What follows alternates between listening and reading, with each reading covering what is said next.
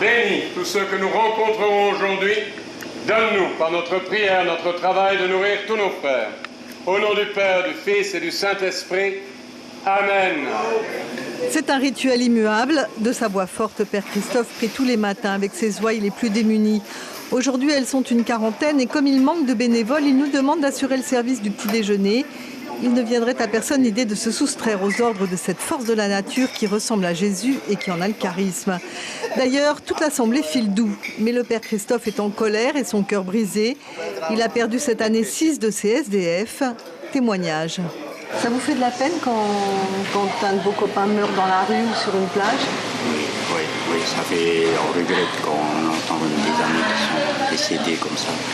Et en même temps, on les voit tous les jours venir au café le matin, tout cela. Ils ont des maladies qu'on ne peut pas guérir. Il y en a d'autres, c'est une maladie de solitude. Ils se sentent seuls, ils n'ont pas d'amis qui viennent les aider. Ils n'ont personne autour d'eux pour venir les accueillir.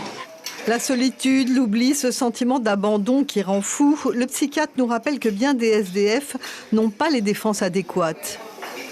Cette violence de la rue aussi qui fait que certains décompensent et deviennent taravana. Mais il y a beaucoup de cas psy dans la rue.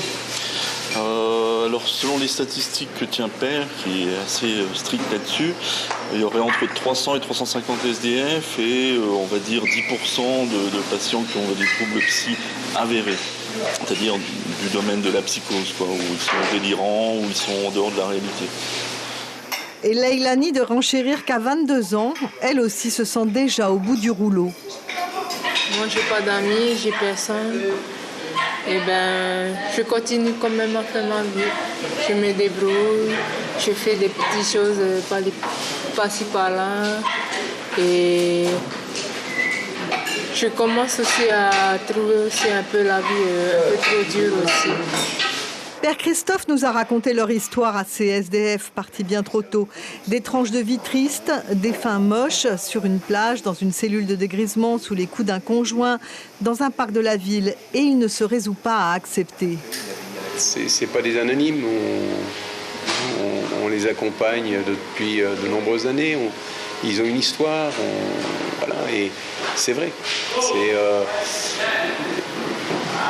Tu te dis, moi comme prêtre, les gens on en accompagnent beaucoup sur la fin de vie.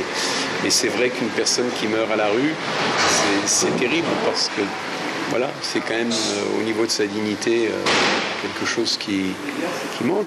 Père Christophe a des rêves, mais aussi des projets tangibles pour tous les pauvres qui l'accompagnent au quotidien.